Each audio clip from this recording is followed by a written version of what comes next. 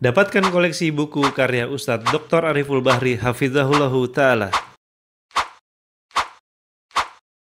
Dan miliki segera buku ulama mazhab dan manhaj. واحدة وخلق منها زوجها وبث منهما رجالا كثيرا ونساء واتقوا الله الذي تساءلون به والأرحام إن الله كان عليكم رقيبا يا أيها الذين آمنوا اتقوا الله وقولوا قولا سديدا يصلح لكم أعمالكم ويغفر لكم ذنوبكم ومن يطع الله ورسوله فقد فاز فوزا عظيما أما بعد فإن أصدق الحديث كتاب الله وخير الهدي هدي محمد صلى الله عليه وسلم وشر الأمور محدثاتها فإن كل محدثة بدعة وكل بدعة ضلالة. إخوة الإسلام saudara kaum muslimin, para tetamu Allah rahimani wa rahimakumullah. Alhamdulillah, Allah Subhanahu wa taala kembali memberikan kesehatan, kekuatan dan kesempatan kepada kita bersama untuk bisa sama-sama duduk di dalam masjid yang terindah, yang penuh dengan keimanan dan ketakwaan kepada Allah Subhanahu wa taala. Masjid yang fondasinya adalah iman dan takwa, diabadikan sejarahnya oleh Allah Subhanahu wa taala di dalam kitab sucinya. Dan itu merupakan di antara nikmat yang luar biasa dari Allah kepada kita bersama, dan kita tidak ingin apapun nikmat yang Allah berikan kepada kita kecuali agar nikmat tersebut tetap terjaga dan bisa bagi kita untuk mendekatkan diri kepada Allah Azza wa Jalla.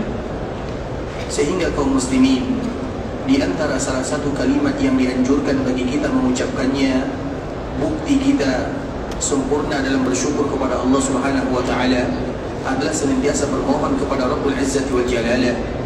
Dan di antara salah satu doa yang diajarkan oleh Nabi sallallahu alaihi wasallam, Allahumma inni a'udzu bika min zawali ni'matik.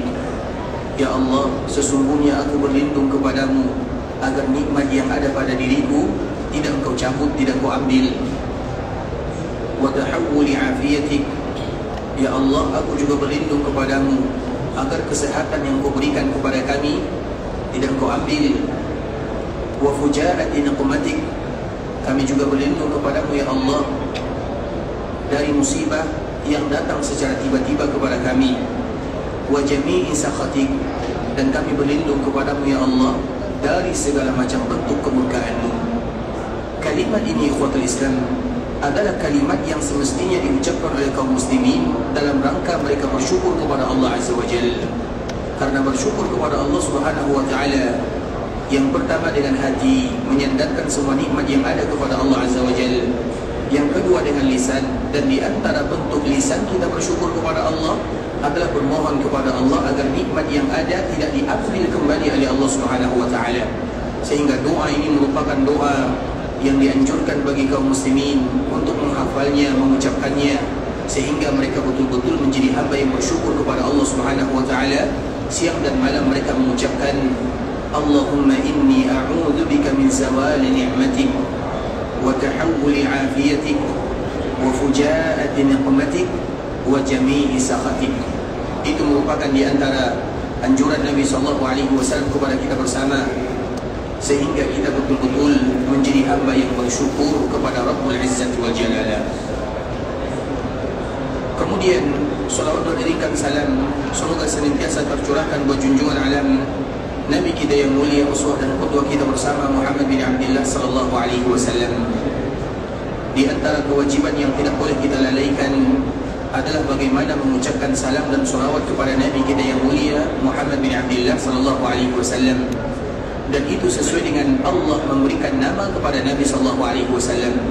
Dan kita selalu mengulang ikhwatul Islam, nama Muhammad itu tidak pernah ada di dunia kecuali setelah kemunculan Rasulullah sallallahu alaihi wasallam. Tidak pernah kita kenal ada yang namanya Muhammad kecuali ketika Allah Subhanahu wa taala memberikan anugerah seorang manusia yang paling mulia kepada kita bersama, baru dinamakan dengan Muhammad bin Abdullah sallallahu alaihi wasallam. Bahkan kakek Nabi sallallahu alaihi wasallam yang kita kenal dengan Syaibah atau yang lebih populer dengan Abdul Muttalib, ketika dia melakukan perjalanan ke sebuah daerah yang diabadikan oleh Allah Subhanahu wa taala di Al-Qur'an, daerah yang penuh dengan keberkahan. Dan Allah Subhanahu wa taala menceritakan tentang pekerjaan orang-orang Makkah li'ilafi Quraisy ilafihim rihlat asy-syita'i was-sayf. Mereka senantiasa melakukan perjalanan ke barat dan ke timur untuk berdagang, dan salah satunya adalah ke daerah Syam. Kemudian ikhwatul Islam, kakek Nabi SAW juga demikian keadaannya. Dan Syam itu adalah daerah para nabi dan para rasul. Makanya daerah Syam ini dikenal dengan mahsyar yang ada di dunia. Di akhirat ada mahsyar dan mansyar. Begitu juga di dunia ada mahsyar. Dan mahsyar di dunia adalah daerah Syam. Dan di sana adalah daerah para nabi dan para rasul. Bahkan kakek Nabi SAW yang bernama Ibrahim alaihissalam, dia pernah menyebutkan inni muhajirun ila rabbi. Di dalam ayat yang lain, inni zahibun ila rabbi, aku pergi kepada Allah Subhanahu wa taala, atau aku berhijrah. Dan tempat hijrah tersebut tidak lain tidak bukan ada daerah Syam, karena memang di situ ada daerah para nabi dan para rasul. Sehingga bekas-bekas atau asar daripada peninggalan para nabi dan para rasul tersebut masih tersisa. Dan di antaranya adalah para pendeta yang bertahan di dalam agamanya, yaitu baik pendeta Yahudi ataupun pendeta Nasara. Abdul Muttalib atau yang bernama Syaibah berjumpa dengan orang-orang yang ada di sana, para pendetanya. Kemudian dengan kejujurannya mereka menyebutkan akan ada seorang nabi yang namanya Muhammad. Kalimat Muhammad ini keluar dari pendeta yang ada dari Syam. Nah, Abdul Muttalib di saat itulah dia bermohon kepada Allah, sekaligus dia mengatakan, kalau seandainya Allah berikan kepadaku keturunan, maka aku akan namakan dia Muhammad. Dan kebetulan anaknya Abdullah menikah dengan Aminah, sehingga lahir Nabi SAW. Ketika lahir Nabi SAW, maka Abdul Muttalib atau yang bernama Syaibah langsung mengatakan Muhammadun, sesuai dengan apa yang dulu disebutkan oleh pendeta yang ada di Syam sana. Artinya kalimat Muhammad itu adalah kalimat yang tidak pernah dinamakan kecuali ketika lahirnya Nabi SAW. Dan itu tentunya sudah diatur oleh Allah Subhanahu wa taala bahwa nabi terakhir namanya adalah Muhammad. Dan tentunya kita bertanya, kenapa nabi dinamakan dengan Muhammad? Dan kita kemarin telah menyinggung sedikit ikhwatul Islam, kalimat Muhammad itu artinya adalah orang yang banyak dipuji. Makanya Nabi SAW di dalam Al-Quran, nama nabi yang masyhur adalah Ahmad dan Muhammad. Sedangkan di dalam hadis-hadis Nabi mengatakan, aku adalah Ahmad, aku adalah Muhammad, aku adalah Al-Hashir, aku adalah Al-Mahi, aku adalah Al-Aqib, aku adalah Nabiul Taubah, aku adalah Nabiul Rahmah, aku adalah Al-Muqaffi.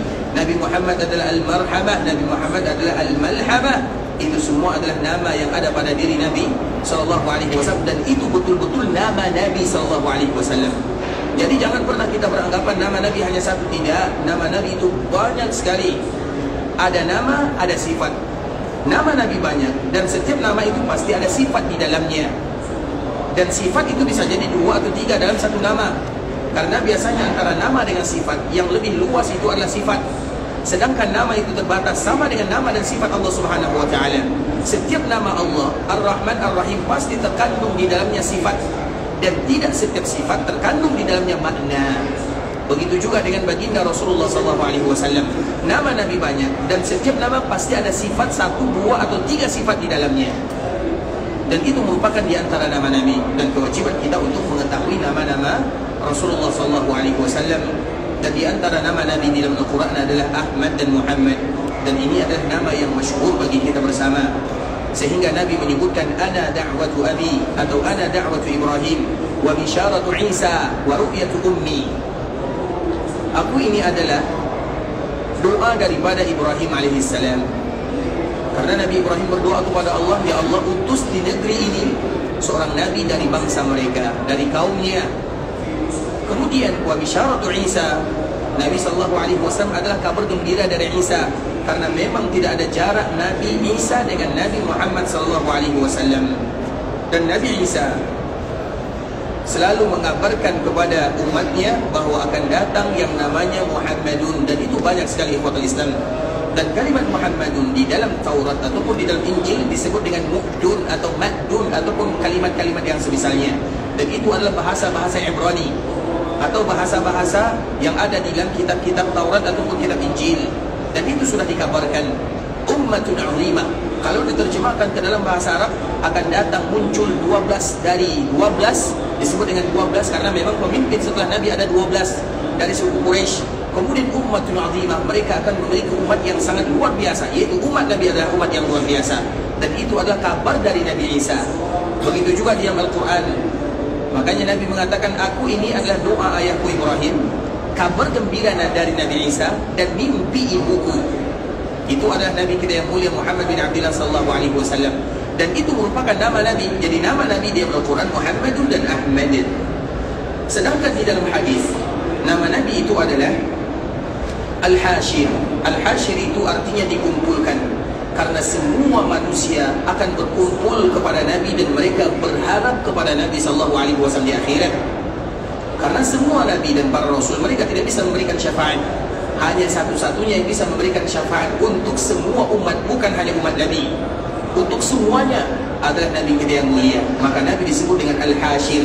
Artinya orang akan berkumpul dan mencari Nabi semuanya. Kemudian Al-Aqib artinya adalah Nabi terakhir. Nabi adalah Nabi yang terakhir. Karena Al-Aqib itu artinya tidak ada lagi yang datang setelahnya. Makanya kenapa Nabi tidak punya keturunan laki-laki kecuali mereka semuanya meninggal di waktu kecil. Karena kebiasaannya, biasanya kalau ayahnya Nabi, anaknya pun Nabi. Nabi Ibrahim anaknya Nabi, Nabi Ismail, Nabi Ishak anaknya Nabi, Yakub anaknya Nabi, anaknya Nabi. Kalau seandainya tradisi ini terus sampai kepada Nabi Muhammad SAW, maka Nabi tidak jadi Nabi terakhir. Makanya kenapa anak laki-laki semuanya meninggal untuk menyempurnakan kenabian dan kerasulan terakhir Rasulullah SAW. Maka disebut dengan Al-Aqib. Kemudian Nabi SAW juga disebut dengan Al-Mahi. Al-Mahi itu artinya dihapuskan kesyirikan dan kekufuran ketika Nabi SAW diutus oleh Allah Azza wa Jalla. Sebagaimana Nabi juga disebut dengan Nabiur Rahmah, Nabi yang paling sayang, Nabi Taubah, karena umat Nabi adalah umat yang mudah diterima taubatnya dan mudah bagi mereka bertaubat kepada Allah Azza wa Jalla. Kemudian begitu juga dengan Al-Muqaffi. Al-Muqaffi ini sama dengan Al-Aqib, yaitu tidak ada Nabi setelah Nabi SAW. Begitu juga Nabi disebut dengan Al-Malhamah. Al-Malhamah itu seorang Nabi yang paling besar perjuangan dan pengorbanannya di dalam dakwah. Kemudian Nabi juga disebut dengan Al-Marhabah, yaitu seorang Nabi yang betul-betul sayang kepada umatnya. Tinggal bagaimana kita menghafal dan mengetahui nama Nabi itu sendiri. Pertanyaannya, siapa yang sudah hafal? Jangan kita berbicara sendiri di depan ya. Baik, siapa yang hafal nama Nabinya? Kalau nama kita tidak hafal tidak masalah. Tapi nama Nabi tidak hafal, itu luar masalahnya. Yang mana dulu tadi? Satu yang depan atau belakang? Yang dekat saja lah ya, yang dekat dengan ini dulu ya. Baik, silakan. Al-Hashir. Al-Hashir. Al-Aqibah. Al-Aqibah, bukan Al-Aqibah. Al-Aqibah. Al-Aqibah. Baik. Nabiur Rahmah. Nabiur Rahmah. Nabiut Taubah. Nabiut Taubah. 4 je. Dia ada 10. Al-Mukhaffi. Al-Mukhaffi. Al-Malhamah. Al-Malhamah 5. Al-Marhabah. Al-Marhabah 6. Al-Ma'i.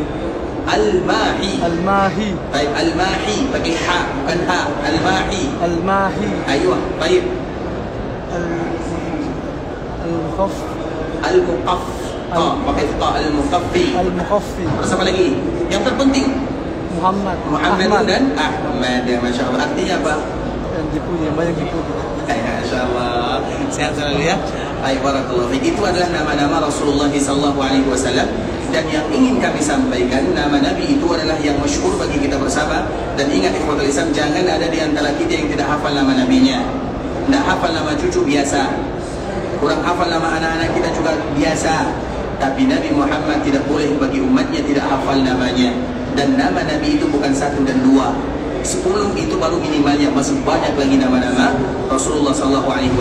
Tapi itu adalah nama yang masyhur dan Nabi menyebutkan saya adalah 1, 2, 3, 4 dan disebutkan oleh Rasulullah. Seperti misalnya hadis Nabi SAW, Nabi mengatakan saya adalah Muhammad, saya adalah Ahmad, saya adalah Al-Hashir, saya adalah Al-Mahi, saya adalah Al-Aqib. Disebutkan oleh Nabi saya kata Nabi. Artinya nama Nabi SAW yang mesti dihafal oleh kaum muslimin.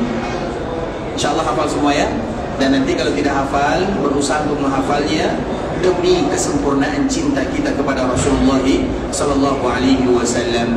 Dan salah satu nama Nabi yang masyhur terus untuk ikhwatul Islam adalah Ahmad dan Muhammad. Yang mana kita ingin selalu mengatakan kenapa Nabi disebut dengan Muhammad? Karena Nabi itu adalah orang yang banyak dipuji, sehingga kita ingin termasuk orang yang memuji Nabi. Nabi itu tidak butuh, tidak memerlukan pujian dari kita.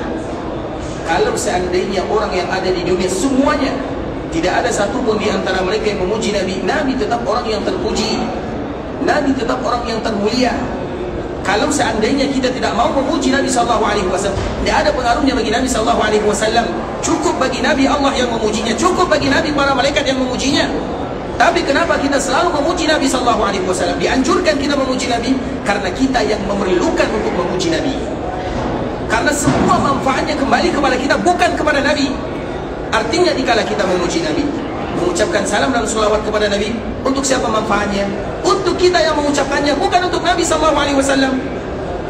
Nabi tidak ada pengaruh bagi dirinya. Nabi tetap mulia di dunia dan di akhirat. Nabi tetap sempurna. Nabi tetap diberikan maqam mahmudah.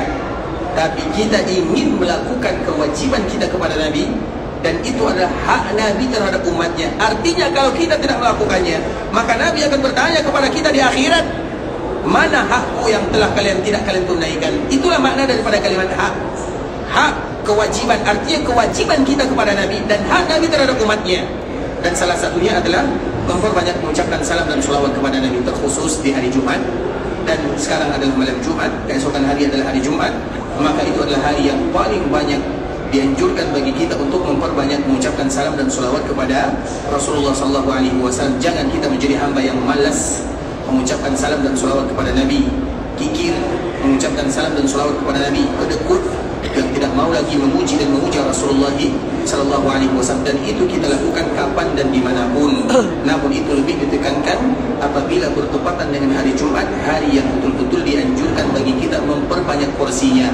Artinya apabila hari Jumat ikhwatul Islam, kalau hari-hari biasa kita mengucapkan salam dan sholawat mungkin 100-200, berarti kalau hari Jumat lebih 500 atau 1000. Karena mengucapkan salam dan sholawat itu tanpa ada batas, tanpa ada hitungan tertentu. Semakin banyak, semakin mulia.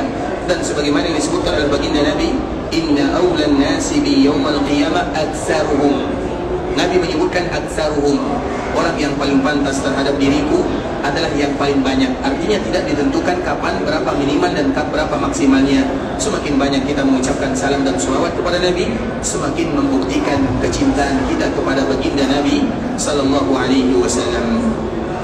Allahumma salli ala Muhammad wa ala ahli baitihi wa ala azwajihi wa dhurriyyatihi kama sallaita ala Ibrahim wa ala ali Ibrahim innaka Hamidum Majid. Allahumma barik ala Muhammad wa ala ahli baitihi wa ala azwajihi wa dhurriyyatihi kama barakta ala Ibrahim wa ala ali Ibrahim innaka Hamidum Majid. Ikhwatul Islam, saudara kaum muslimin, para tetamu Allah rahimani wa rahimakumullah. Kita akan kembali melanjutkan membaca hadis-hadis Rasulullah SAW, masih berkaitan dengan keutamaan kota Madinah ataupun tanah haram secara umum, dan hadis-hadis yang disampaikan oleh Rasulullah SAW kepada kita bersama untuk memberikan motivasi dan semangat dalam rangka beribadah kepada Allah Azza wa Jalla. Dan kita selalu mengatakan kita sedang berada di tanah haram, bukan berada di tanah sembarangan. Artinya hendaklah kita berhati-hati selama kita berada di dalamnya, berhati-hati di dalam beribadah, berhati-hati untuk tidak melakukan dosa dan maksiat, berhati-hati untuk mencari keridhaan Allah Subhanahu wa taala. Dan itu harus selalu kita tanamkan di dalam jiwa seorang muslim, terkhusus dikala mereka berada di tanah haram. Jangan lakukan hal-hal yang bisa mencoreng keharaman Makkah dan Madinah. Karena kita, terutama bagi kita yang ada di kota Madinah, kita ini adalah tetangga Rasulullah SAW. Maka tinggalkanlah ibadah-ibadah yang terbaik. Jangan pernah kita meninggalkan untuk rokok misalnya, atau asap rokok misalnya. Itu yang harus kita hati-hati di sana. Kenapa demikian? Karena kita sedang bertetangga dengan Rasul SAW. Nabi menginginkan kita datang ke sini dan memberikan motivasi agar kita bisa meraih pahala sebesar-besarnya, sehingga tidak satu pun amal ibadah yang kita lakukan di sini semuanya tanpa terkecuali akan dilipat gandakan pahalanya semuanya. Bahkan duduk kita di Masjid Nabawi tanpa mengatakan apa-apa, tanpa berbicara, tanpa ibadah, duduk saja di dalam masjidnya itu adalah bagian daripada ibadah. Oleh karenanya ikhwatul Islam, kalimat ini selalu kita ulang.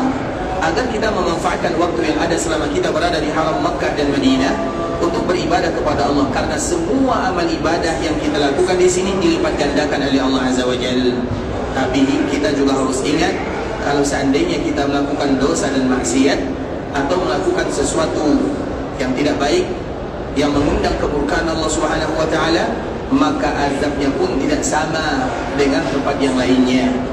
Sebagaimana pahala dilipat gandakan, dosa dilipat gandakan atau tidak? Dosa tidak pernah dilipat gandakan. Itu adalah kaidah dari Allah Subhanahu wa taala. Seorang muslim ketika mereka berdosa tidak pernah dilipat gandakan dosanya, tapi diberatkan dia. Makanya di dalam sebuah ayat atau di dalam ayat Allah Subhanahu wa taala menyebutkan, dan ayat ini berada di dalam suratul Hajj. Suratul Hajj itu artinya surat haji. Siapapun yang datang ke tanah haram Makkah dan Madinah, dianjurkan bagi mereka baca dulu ayat ini, agar mereka tahu kaedahnya dikala nanti mereka berada di tanah haram, apa yang mereka lakukan, kemudian bagaimana mereka berhati-hati di sana. Dan di antara salah satunya adalah firman Allah Azza wa Jalla, "Wa may yurid fihi bi ilhadin bi dhulmin nuziquhu min 'adzabin alim." Siapapun yang melakukan ilhad dengan bentuk kezaliman, zalim itu artinya meletakkan sesuatu bukan pada tempatnya. Tanah haram yang semestinya kita untuk beribadah, tapi kita bermain-main, berarti zalim namanya. Tanah haram yang semestinya kita harus mendapatkan ampunan Allah, tapi kita mengundang dosa dan maksiat, zalim namanya. Zalim itu banyak macamnya. Kaedah zalim itu wad'u syai'in fi ghairi makani, yaitu meletakkan sesuatu bukan pada tempatnya, itu zalim namanya. Zalim kepada Allah, zalim kepada saudara, zalim kepada diri sendiri, semuanya termasuk dalam rangka kezaliman. Apa kata Allah Azza wa Jalla? Nuziquhu min azabin alim. Dosanya tidak dilipat gandakan, tapi kami siksakan mereka, kami azab mereka dengan azab yang pedih dibandingkan dengan yang lainnya. Kenapa demikian? Karena daerah yang semestinya mengundang pahala, tapi tiba-tiba mereka harus melakukan atau mereka melakukan dosa dan maksiat di sana. Oleh karenanya ikhwatul Islam, dikala kita berada di tanah haram, baik itu Makkah dan Madinah, kita harus selalu ingat, kita mengingatkan kepada rombongan kita, kepada keluarga kita, kepada orang-orang yang datang ke sini, kita berada di tanah haram. Kalau kita tidak menjaga tanah haram, bagaimana kita akan menjaga tanah yang lainnya? Tanah haram saja kita tidak mau beribadah kepada Allah Azza wa Jalla, bagaimana kiranya dikala kita berada di tanah halal? Artinya kita harus ingat kita sedang berada di tanah haram. Haram artinya kita harus hormati, kita harus junjung tinggi aturan-aturan yang ada di dalamnya. Karena semua ibadah yang kita lakukan dilipat gandakan, tapi kalau kita melakukan kebalikannya, maka ada ancaman dari Rabbul Izzati wal Jalalah. Kemudian ikhwatul Islam, di antara salah satu ibadah yang paling mulia yang kemarin telah kita sebutkan adalah hadis yang dikeluarkan oleh Imam Bukhari dan Imam Muslim dari sahabat Abu Hurairah radhiyallahu ta'ala anhu. Nabi sallallahu alaihi wasallam menyebutkan, salatun fi masjidi hadza khairun min alfi salatin fi ma siwa illa al-masjidil haram. Orang yang melakukan salat di masjidku ini lebih baik daripada 1000 kali lipat dibandingkan dengan masjid yang lainnya kecuali Masjidil Haram yang ada di Mekah. Di dalam riwayat yang kedua dibawakan oleh sahabat Jabir bin Abdullah, sahabat Jabir yang berasal dari Madinah. Dia menyebutkan hadis ini, dan hadis ini dikeluarkan oleh Imam Ahmad dan Imam Ibnu Majah. Nabi menambahkan, wa salatun fil Masjidil Haram, dan orang yang salat di Masjidil Haram Makkah afdalu min mi'ati alfi salatin fi ma siwa, lebih afdal dibandingkan dengan 100.000 ketika mereka salat di tempat yang lainnya. Maka dari sinilah para ulama menyebutkan ikhwatul Islam, orang yang salat di Makkah Al-Mukarramah, karena itu merupakan di antara rumah Allah yang pertama yang ada di dunia.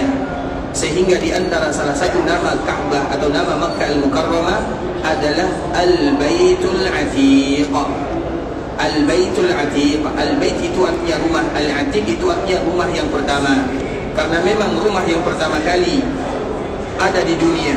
Ada di dunia maknanya rumah yang pertama kali ada di dunia dijadikan untuk beribadah. Bukan berarti sebelumnya tidak ada rumah. Bisa jadi rumah Nabi Adam sudah ada, ataupun yang semisalnya.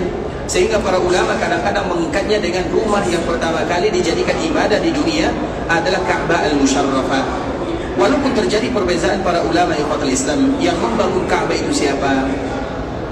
Ada yang mengatakan yang membangun Ka'bah itu adalah Nabi Adam alaihissalam, bukan Nabi Ibrahim. Nabi Ibrahim itu semuanya merupakan kesepakatan.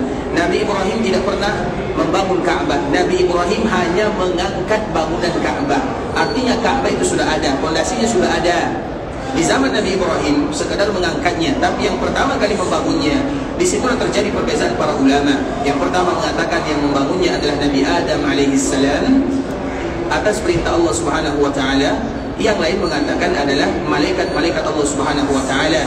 Sehingga ketika malaikat membangunnya, maka mereka diperintahkan untuk tawaf. Makanya di antara salah satu nama Makkah Al-Mukarramah adalah Al-Baitul Ma'mur. Al-Baitul Ma'mur. Kemudian Al-Baitul Ma'mur itu diangkat. Makanya ada yang namanya Baitul Ma'mur. Posisinya sama dengan posisi Ka'bah Al-Musharrafah di atasnya. Kalau kita tawaf di bawah di Ka'bah, maka malaikat-malaikat juga ada di dalamnya. Dan Al-Baitul Ma'mur itu adalah rumah yang paling luas. Satu hari malaikat masuk ke dalamnya 70.000, dan yang masuk tidak akan pernah lagi keluar untuk selama-lamanya. Coba bayangkan betapa banyak orang yang atau malaikat-malaikat yang ada di sana. Al-Baitul Ma'mur. Sehingga dengan itu pula Makkah juga disebut dengan Al-Baitul Ma'mur. Sebagaimana Makkah juga disebut dengan Al-Baitul Atiq. Al-Atiq itu artinya adalah rumah yang paling lama yang dijadikan beribadah. Walaupun terjadi perbezaan para ulama yang membangunnya siapa antara malaikat atau Nabi Adam, yang terpenting Allah menyebutkan inna awwala baitin wudi'ah. Sesungguhnya rumah yang pertama kali diletakkan. Allah tidak menyebutkan siapa meletakkannya. Maka dari sinilah muncul perbezaan para ulama. Dan kita tidak terlalu, karena perbezaan para ulama ini hanya sekedar masalah sejarah saja. Terlepas daripada itu semua, ikhwatul Islam, di antara salah satu nama Makkah adalah Al-Baitul Atiq, rumah yang pertama. Sehingga rumah yang pertama kali di dunia, ketika kita beribadah di dalamnya, maka memiliki pahala yang tidak akan sama dengan rumah kedua atau rumah yang ketiga. Rumah yang pertama kali yang terkenal, yang masyhur dengan Tanah Haram, itu adalah Makkah Al-Mukarramah, dinamakan dengan Al-Baitul Atiq atau Al-Baitul Ma'mur. Kalau siapapun yang bisa beribadah di dalamnya, terkhusus ibadah salat, maka pahalanya lebih daripada 100.000. Lebih daripada 100.000, kita ulang lagi, itu kalau seandainya salat sendirian. Makanya dikala nanti kita berada di Mekah, ikhwatul Islam, dianjurkan bagi kita untuk tetap memperbanyak salat. Masuk ke Masjid Haram Mekah, maka dianjurkan bagi kita untuk salat tahiyat sama dengan yang lainnya. Tidak ada perbezaannya, kecuali bagi mereka yang ingin tawaf. Bagi mereka yang ingin tawaf, maka tentunya mereka tidak melakukan salat sunat, karena tawaf itu adalah bagian daripada salat sunat. Dan Nabi sendiri menyebutkan tawaf itu sama dengan salat. Hanya saja di dalam tawaf boleh kita berbicara, sedangkan di dalam salat kita tidak boleh berbicara. Artinya ada kesamaan antara tawaf dengan salat. Makanya kita selalu menyebutkan ikhwatul Islam, dulu para ulama, terutama di dalam melakukan salat tarawih. Kita tahu salat tarawih ya, biasanya kaum muslimin mereka berbeza. Salat tarawihnya ada yang menyebutkan 8, 13. Kalau Aisyah mengatakan Nabi SAW tidak salat malam kecuali 11 atau 13. Kemudian ditambah lagi ada yang 21 dan yang semisalnya. Biasanya kita berbeza antara 11 atau 21. Tapi kita tidak pernah berbeza antara 21 dengan 36. Karena jarang di antara kaum muslimin yang melakukan 36, apalagi 40, apalagi 100. Bisa dipahami, karena perbezaan salat malam itu bukan hanya 2, banyak sekali. Tapi kita biasanya lebih fokus kepada 2 saja. Kalau tidak 8, 20. Dan itu tidak pernah selesai. Makanya kita lihat kenapa asal muasal di antara salah satunya. Karena salat tarawih itu ikhwatul Islam salat santai. Makanya kalau salat tarawih, kalau cepat-cepat itu tidak tarawih namanya, tapi perlombaan namanya. Karena tarawih itu artinya santai. Tarawih itu artinya santai. Makanya salat tarawih itu harus santai, bacanya panjang, baru pantas disebut dengan tarawih. Makanya salat tarawih itu lebih bagus banyak rakaatnya dan santai bacaannya daripada sedikit tapi cepat-cepat. Iya atau tidak? Kita mau yang mana? Banyak rakaatnya, santai bacaannya, atau sedikit tapi tidak santai? Silakan pilih. Yang terpenting adalah sesuai dengan namanya. Terlepas daripada itu semua, hukum asalnya ada 8, 11 atau 13 masuk witirnya.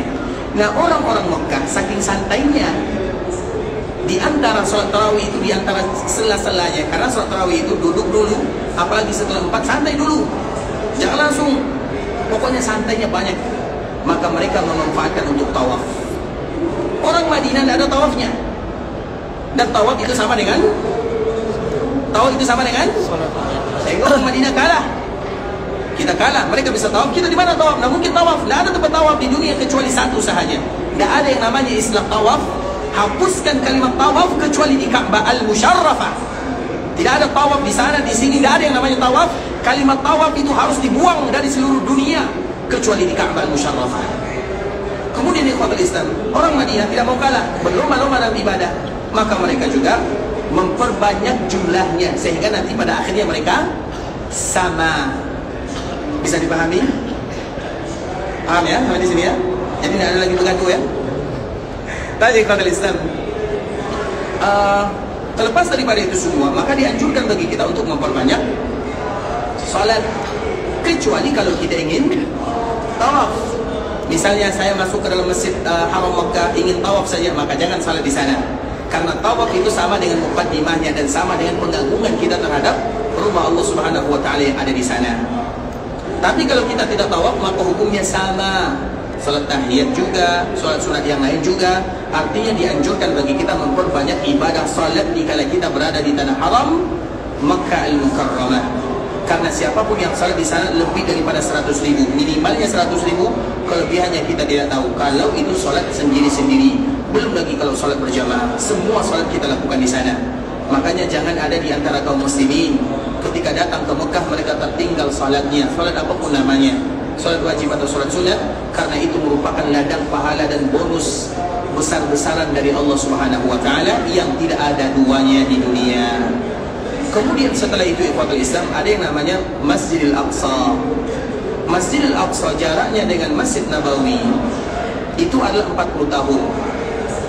Sebagian ulama sejarah mereka juga mengatakan yang membangun Masjid Aqsa itu juga Nabi Ibrahim alaihissalam atau Nabi Adam alaihissalam. Karena Nabi Adam itu berapa umur Nabi Adam? Nabi Adam berapa umurnya? Nabi Adam itu ikhwatul Islam umurnya 1000 tahun. Kemudian Allah Subhanahu wa taala memperlihatkan kepadanya anak cucunya. Jadi Adam itu tahu anak cucunya, Allah yang memperlihatkan kepadanya. Tiba-tiba di antara anak cucunya ada salah satu yang memiliki cahaya yang luar biasa. Namanya adalah Daud. Maka Nabi Adam bertanya, "Ya Allah, ini siapa?" Maka Allah mengatakan, "Itu adalah cucumu, namanya Daud." Nabi Adam kembali bertanya, "Berapa umurnya?" Allah mengatakan umurnya 60 tahun. Nabi Adam kasihan, "Ya Allah, berikan 40 tahun umurku untuknya." Sehingga umur Nabi Adam yang semestinya 1000 tahun, berapa yang tersisa? 960. Kemudian Nabi Daud yang semestinya 60 ditambah 40 berarti umurnya menjadi 100 tahun. Sehingga berapa umur Nabi Adam? 960 tahun. Itu semestinya. Tapi dikala malaikat maut datang ketika dia berumur 960 tahun, maka Nabi Adam lupa. Dan lupanya Nabi Adam itu ikhwatul Islam adalah keberkahan untuk kita sebagai umatnya. Makanya kita pelupa. Dan lupa itu nikmat dari Allah Azza wa Jalla. Coba kalau kita ingat semuanya. Kita ingat dosa kawan, kita ingat dosa keluarga. Kalau kita ingat semuanya, tidak ada teman kita di dunia, tidak ada. Atau kita ingat mati dan selera kita makan. Jadi lupa itu nikmat dari Allah Azza wa Jalla. Makanya dikala kita membaca hadis-hadis berkaitan dengan Nabi, terutama ayahanda kita ambil nilai positifnya. Kemudian ikhwatul Islam, Nabi Adam itu dikala malaikat maut datang dikala berumur 960 tahun, maka Adam bertanya, "Kenapa kamu datang ke sini?" Maka malaikat mengatakan, "Habis umurmu 960 tahun." Apa kata Adam? "Ada lagi 40 tahun." Adam mengatakan, atau malaikat mengatakan, 40 tahun sudah kamu berikan kepada anakmu yang bernama Daud. Maka tentunya ikhwatul Islam tidak ada buktinya. Mana buktinya? Makanya kenapa kita setiap ada janji, apapun dianjurkan bagi kita untuk menulis. Itulah sejarahnya. Angkara Adam, Nabi Adam mengingkarinya, maka kita pun ingkar. Makanya di antara salah satu sifat kita suka ingkar janji. Bukan ingkar janji dalam tanda kutip, artinya kadang-kadang kita lupa. Jangankan Nabi Adam ikhwatul Islam yang 960 tahun, kita saja kejadian 5 tahun yang silam sudah lupa semuanya. Apalagi kalau ratusan tahun. Jadi Adam itu, Nabi Adam lupa itu wajar. Karena 960 tahun. Kemudian malaikat kembali mengadu kepada Allah, "Ya Allah, Nabi Adam mengatakan dirinya lupa." Maka kita juga lupa. Dan Nabi Adam mengatakan masih ada 40 tahun. Apa kata Allah Azza wa Jalla? berikan kepadanya 40 tahun, artinya sempurnakan 1000 tahun, dan berikan juga kepada cucunya yang tadi namanya Daud, juga berikan kepadanya 100 tahun.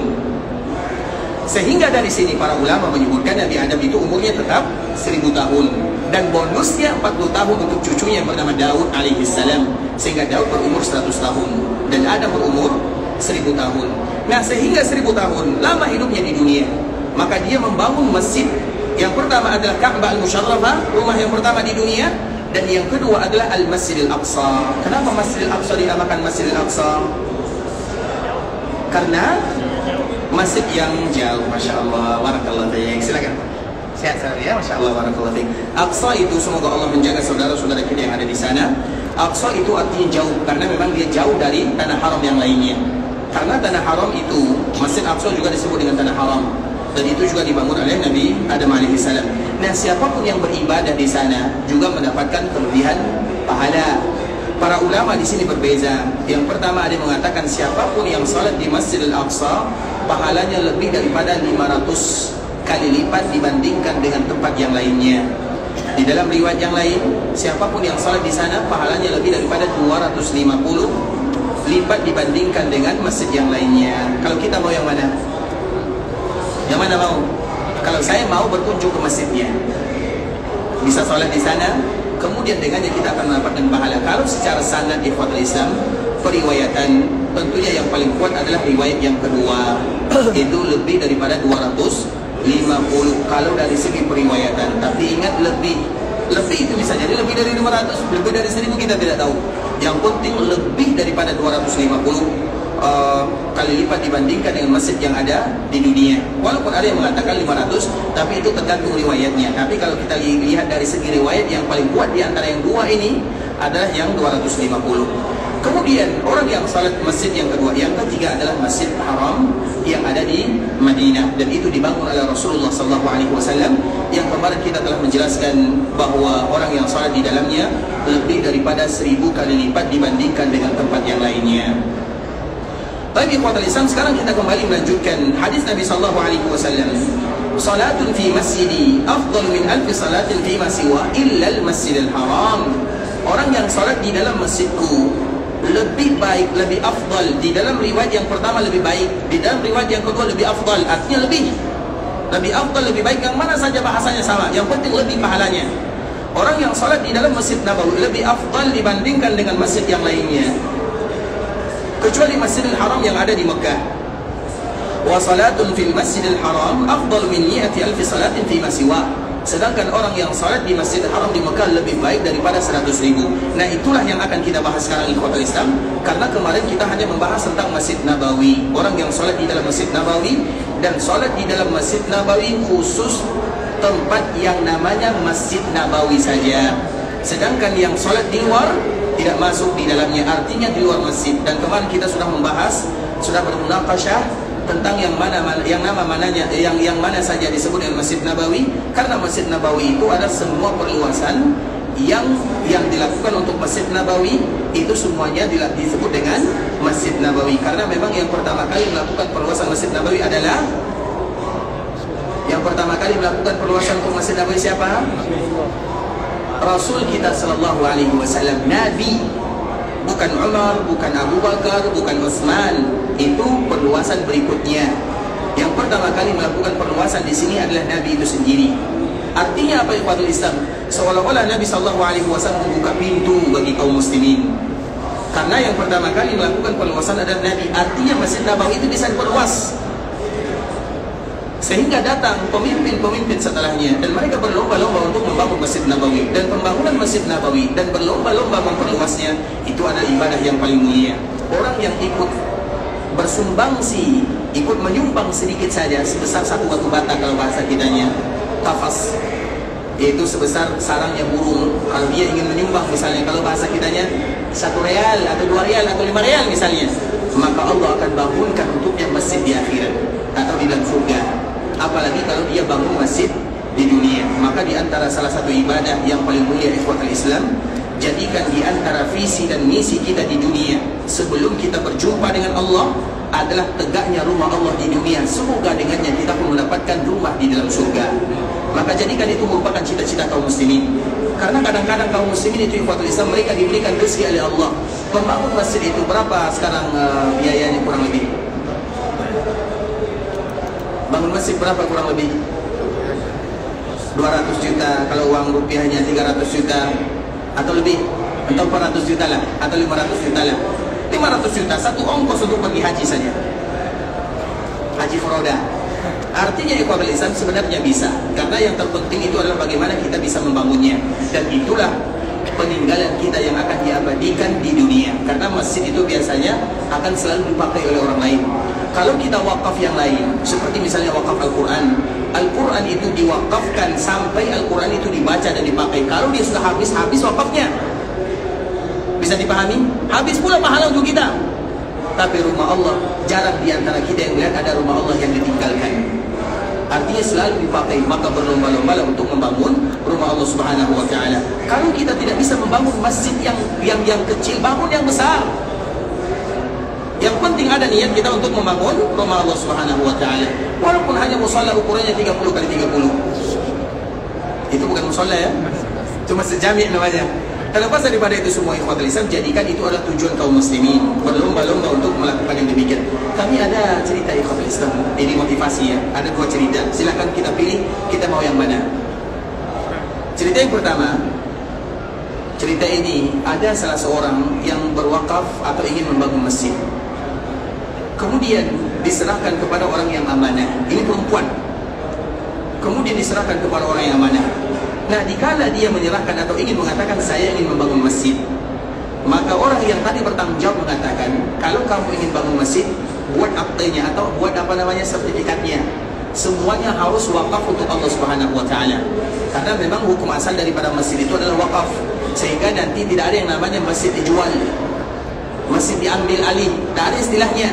Wa annal masajida lillah. Masjid itu semata-mata untuk Allah Azza wa Jalla. Sehingga tidak ada kaum muslimin yang melarang muslim yang lainnya datang ke masjid kecuali orang yang zalim. Wa man azlamu mimman mana'a masajid Allah. Siapa lagi yang paling zalim di dunia kecuali mereka yang menghalangi kaum muslimin dari rumah Allah Subhanahu wa ta'ala. Masjid itu milik Allah, bukan milik pribadi. Makanya tidak ada istilahnya masjid milik pribadi. Walau kita membangunnya, tapi kita membangunnya bukan untuk diri kita sendiri, untuk Allah Azza wa Jalla. Makanya apabila ada orang membangun masjid untuk diri sendiri, itu bukan masjid, itu rumah pribadi namanya. Makanya masjid itu harus wakaf, tanahnya wakaf, kemudian bangunannya wakaf, semua isinya harus wakaf. Karena milik Allah, wa annal masajida lillah. Masjid itu semuanya untuk Allah Azza wa Jalla. Sehingga orang ini yang tadi memberikan atau diminta untuk bertanggung jawab untuk masjidnya, dia mengatakan buat surat semuanya atas nama wakaf. Sehingga nanti kalau ada keturunan mereka tidak menjual, tidak mengambil, tidak banyak terjadi yang demikian di umatul Islam. Kita kadang-kadang merasa heran ada orang yang kembali mengambil masjid. Tidak ada istilahnya masjid diambil. Masjid itu wakaf lillahi ta'ala. Kecuali kalau ada perluasan, dipindahkan, itulah cerita. Tapi diambil tidak ada namanya diambil. Apalagi diambil oleh warisan ahli waris yang tidak ada. Masjid itu milik Allah Subhanahu wa ta'ala. Kemudian ikhwatul Islam, orang ini pada akhirnya mewakafkan. Kenapa dikatakan demikian? Dia heran. Sehingga orang yang tadi diamanahkan mengatakan harus atas nama wakaf, karena ini harus diserahkan semuanya untuk Allah Azza wa Jalla. Takutnya nanti masjid jadi, kemudian engkau meninggal, kata orang yang diberikan amanah ini, kamu meninggal, saya tidak tahu apa yang harus saya lakukan. Pada akhirnya diwakafkan. Baru selesai MOU-nya, tanda tangannya, sign-nya ikhwatul Islam. Wakafnya bukan sedikit. Waktu itu kalau rupiahnya 10 miliar. Diwakafkan uangnya untuk pembangunan rumah Allah. Seminggu setelah dia tanda tangan, dia dipanggil oleh Allah Subhanahu wa ta'ala, mati, meninggal. Dan dia sudah mewakafkan hartanya yang begitu luar biasa untuk Allah Subhanahu wa ta'ala. Siapa di antara kita yang tidak ingin demikian? Itu yang kita inginkan ikhwatul Islam. Dan itulah perdagangan yang paling menguntungkan di dunia. Berdagang dengan Allah Subhanahu wa ta'ala tidak akan pernah rugi untuk selama-lamanya. Tapi berdagang dengan manusia kita akan kecewa. Maka selalu berdagang dengan Allah Subhanahu wa ta'ala. Berdagang dengan Allah salah satunya adalah dengan pembangunan masjid. Di kampung kami ikhwatul Islam ada cerita yang hampir mirip. Uangnya juga bukan sedikit. Dia waktu itu membeli mobil, kita tahu ya, mobil Puso ya, Puso namanya, Puso besar itu. biasanya kalau baru beli itu biasanya lauha itu apa bahasa kitanya? Plat ya, lauhanya itu warna kuning. Kalau warna kuning itu berarti baru dibeli. Biasanya kami tidak tahu ya, tapi yang kami tahu kalau lauhanya warna kuning itu biasanya belum keluar lauha aslinya. Nah itu berjajar itu di depan rumah kami. Dan kejadian ini pas kami pulang liburan, kami melihat ada 1, 2, 3, 4, 5, mungkin 10. Itu bukan uang yang sedikit di Ikhwatul Islam, banyak sekali uangnya. Apa yang terjadi? Ketika mobilnya dibeli, usonya dibeli dalam harga yang miliaran banyaknya. Usonya baru sampai, yang membelinya mati. Selesai. Apa yang terjadi? Untuk siapa? Untuk anak-anaknya. Iya kalau mereka damai, kalau mereka berebutan. Artinya apa ya Ikhwatul Islam? Itulah perdagangan dengan Allah Azza wa Jalla. Maka niatkanlah kita berdagang dengan Allah Subhanahu wa taala walau banyak. Bukan walau sedikit, tapi walau banyak. Karena memang berdagang dengan Allah Subhanahu wa taala. Dan itu sudah banyak sekali Ikhwatul Islam. Maka berlomba-lombalah di sana. Kita berkeluarga misalnya, kita bangun masjid. Bagaimana kalau kita bangun masjid? Nama masjidnya adalah Masjid Birrul Walidain, berbakti kepada orang tua. Karena masjid ini untuk orang tua kita yang sudah meninggal misalnya, wakaf atas nama mereka misalnya. Itulah anak-anak yang berbakti kepada orang tuanya. Artinya itulah berdagang dengan Allah, yaitu dengan pembangunan rumah Allah Subhanahu wa taala. Karena itu adalah pembangunan yang akan mendapatkan kita pahalanya untuk selama-lamanya. Dan masjid itu rata-rata tidak ada yang ditinggalkan oleh kaum muslimin. Dan semoga kita tidak berjumpa dengan Allah Subhanahu wa taala kecuali Allah berikan kesempatan kepada kita untuk ikut serta di dalam membangun rumahnya di dunia. Ikhwatul Islam, saudara kaum muslimin, para tetamu Allah rahimani wa rahimakumullah. Kemudian kita lanjutkan hadis Nabi sallallahu alaihi wasallam. Wa salatun fi Masjidil Haram, dan orang yang salat di Masjidil Haram yaitu Makkah Al-Mukarramah lebih bagus daripada 1000 kali lipat dibandingkan dengan yang lainnya. Mah dari sinilah Ikhwatul Islam kita harus tahu dulu Masjidil Haram yang ada di Mekah itu yang mana. Karena ini merupakan di antara perbezaan Masjid Nabawi, Haram Nabawi, karena sama-sama disebut dengan haram. Kalau orang di sini ingin pergi ke Masjid Nabawi, mereka tidak menyebut pergi ke mana, pergi ke Masjid Nabawi, tidak itu istilahnya. Tapi kalau mereka ditanya mau pergi ke mana, ke haram, kalau disebut dengan haram berarti Masjid Nabawi. Artinya sama-sama istilahnya disebut dengan haram. Haram di Mekah dan haram di Madinah.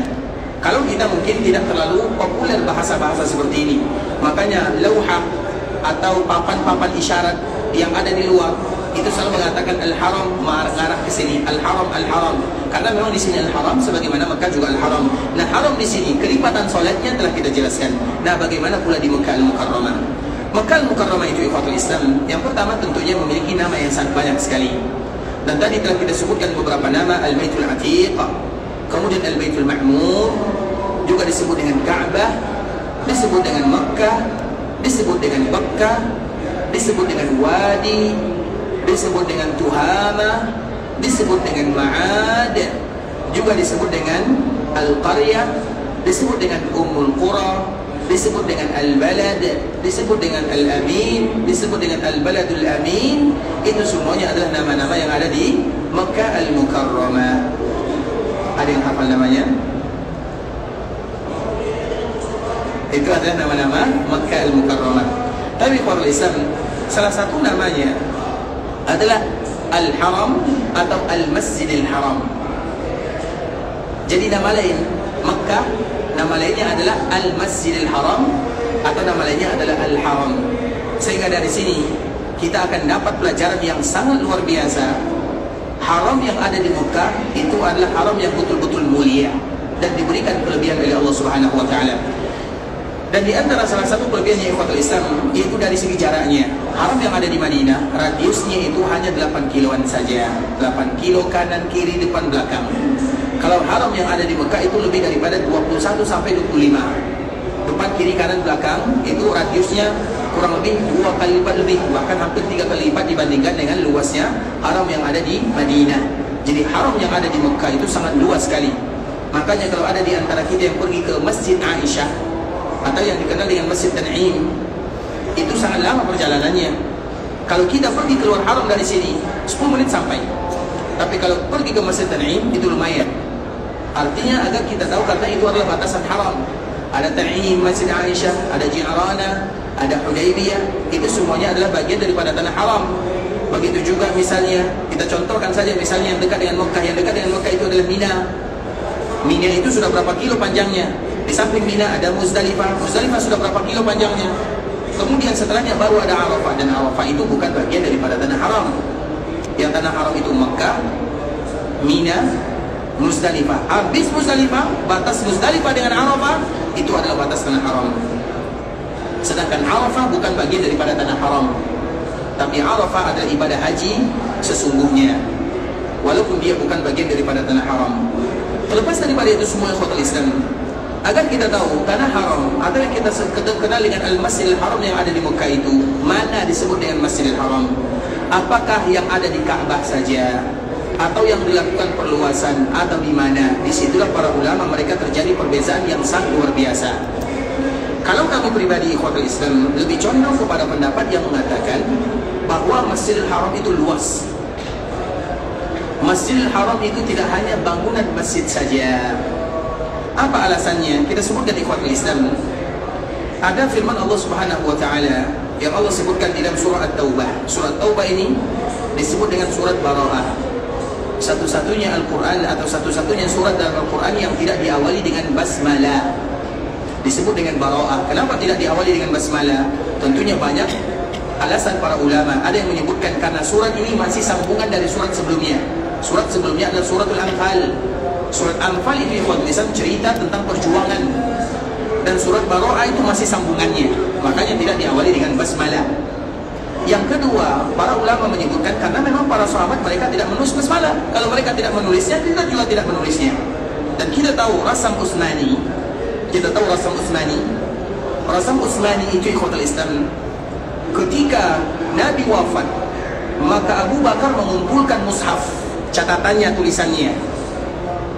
Kemudian Quran ini diserahkan kepada Umar bin Khattab.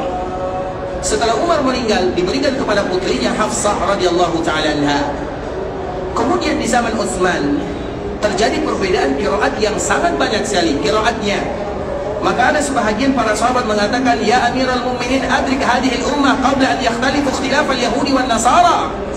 Wahai Amirul Mukminin, wahai Utsman, cepat tangkap kaum muslimin, dapatkan mereka, berikan kepada mereka solusi sebelum terjadi perbedaan sebagaimana perbedaan orang-orang Yahudi dan orang-orang Nasara. Kemudian apa yang dilakukan oleh Utsman bin Affan? Maka Utsman bin Affan menulis mushaf, tentunya dengan orang-orang yang ahli di bidangnya. Dan mushaf itu ikhwatul Islam setelah ditulis dikirim ke beberapa daerah.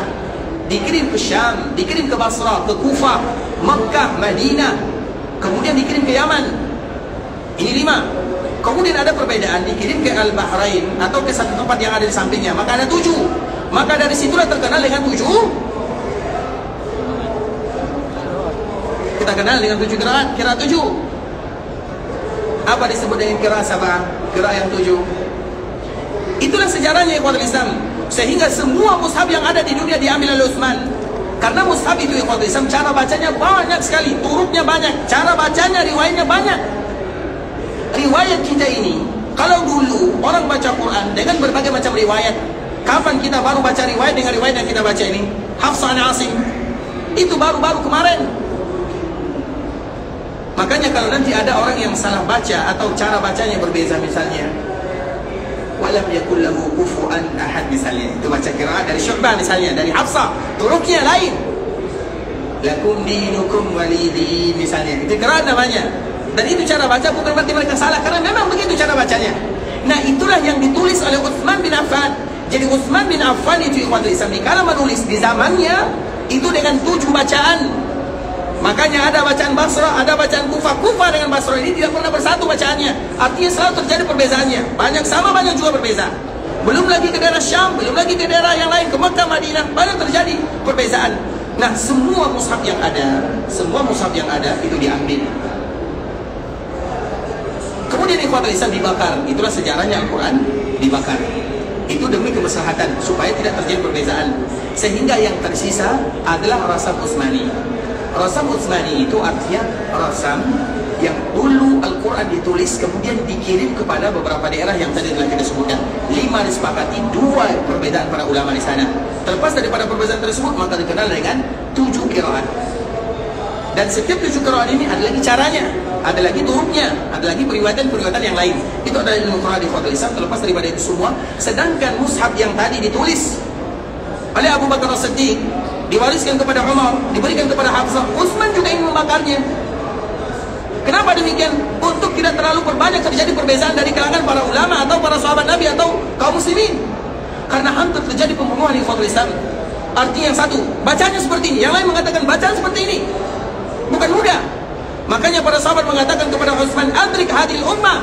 Dapatkan umat ini, kembalikan mereka kepada yang sesungguhnya. Sehingga dari situlah terkenal dengan qiraat yang 7 atau qiraat yang mutawatir. Bukan berarti tidak ada qiraat yang lain, banyak qiraat itu banyak di Fathul Islam. Tapi yang 7 ini disepakati. Selain daripada yang 7 ini, ada lagi tambahannya 3. Dan tambahan 3 itu ditambah oleh Al-Jazari. Nah, di luar daripada itu semua, itu syadzah. Syadzah itu aneh. Bukan berarti tidak benar. Qiraat Abdullah bin Mas'ud. Abdullah bin Mas'ud ada qiraatnya. Qiraat Ibunda Aisyah juga ada qiraatnya. Tapi qiraat ini disebutkan qiraat syadzah. Syadzah itu artinya qiraat yang sudah tidak lagi dipegang oleh kaum muslimin. Dia betul, sanadnya jelas. Tapi karena berbeza dari yang lainnya, maka disebut dengan syadzah. Maka hadis Al-Quran ada syadzahnya, hadis juga ada syadzahnya. Makanya ada hadisnya benar, tapi tidak dipakai. Kenapa? Karena berbeza periwayatannya dengan yang lain. Maka disebut dengan syadzah. Syadzah itu bukan berarti dia tidak benar, bukan berarti dia dhaif, lemah. Tapi karena berbeza, maka di antara salah satu metode para ulama mengambil yang kuat, menyampingkan yang syadzah, sehingga yang syadzah ini semuanya sepakat tidak dipakai untuk mempersatukan kaum muslimin atau untuk memudahkan kaum muslimin dalam ranah-ranah keedah-keedah yang telah disebutkan oleh para ulama. Paham sampai di sini ya? Paham tidak paham kita lanjutkan. Tapi ini sekedar nilai sejarah tentang masalah Quran. Sehingga yang Fathul Islam di dalam tulisan Rasam Utsmani, makanya kenapa disebut dengan Rasam Utsmani? Rasam Utsmani itu bukan tulisannya satu, bacaannya satu. Karena dulu kalau orang tulis di Fathul Islam tulis mushaf itu tanpa ada titiknya, tanpa ada syakalnya. Bisa dipahami? Kalau kita sudah ada titiknya, ada barisnya, juga masih salah-salah. Apalagi kalau seandainya tidak ada, lebih salah lagi. Makanya dari situlah banyak alasan muncul di Fathul Islam. Nah, salah satunya adalah tidak dituliskan. Makanya di dalam surat ini disebut dengan surat Bara'ah, tidak dituliskan. Karena memang Rasul Utsman tidak menuliskan.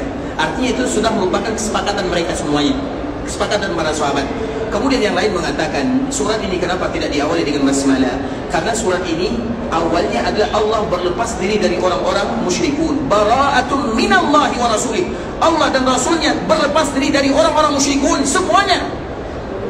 Kaum muslimin juga harus berlepas diri dari orang-orang yang Allah dan Rasulnya berlepas diri darinya. Itu kaidah di dalam agama ikhwatul Islam. Kalau Allah berlepas diri, kita juga berlepas diri dengannya. Kemudian ayat ini ada di dalamnya ayat yang menyebutkan tentang Masjidil Haram. Apa bunyi ayatnya? Besok kita sambung. Karena waktu kita tinggal berapa menit lagi Fathul Islam. Semoga apa yang kita sampaikan memberikan manfaat kepada kita bersama. Yang benar dari Allah Subhanahu wa taala, yang salah sudah pasti dari diri kami pribadi, karena kurangnya ilmu kami, karena kebodohan dan karena kejahilan kami mohon dimaafkan. Kalau ada bahasa yang salah, penyampaian yang kurang tepat, dan bahasa-bahasa yang kurang berkenan. Dan kita selalu berharap, bermohon, meminta kepada Allah agar Allah ampunkan dosa kita bersama.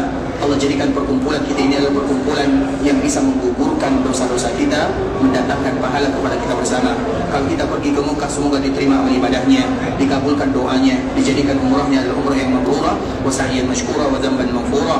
Kalau ada di antara kita yang ingin pulang ke kampung halamannya, semoga dimudahkan perjalanannya, dilancarkan urusannya, kembali bersua dan berjumpa dengan keluarga yang ia tinggalkan dalam keadaan sehat walafiat. Dan semoga kita selalu dipanggil oleh Allah, diberikan rezeki datang ke tanah haram Makkah dan Madinah. Dan semoga kita diberikan keikhlasan dalam beribadah, istiqamah dalam agama, dan ditutup usia kita dengan husnul khatimah. Kita tutup dengan doa kafaratul majlis. Subhanakallahumma wa bihamdika asyhadu an la ilaha illa anta astaghfiruka wa atubu ilaik. Wa sallallahu wa sallim ala nabiyyina wa habibina wa khalilina wa sayyidina Muhammadin wa ala alihi wa sahbihi wa sallam tasliman katsiran. Assalamualaikum warahmatullahi wabarakatuh. Coba tanya bilang, anak nggak tahu juga.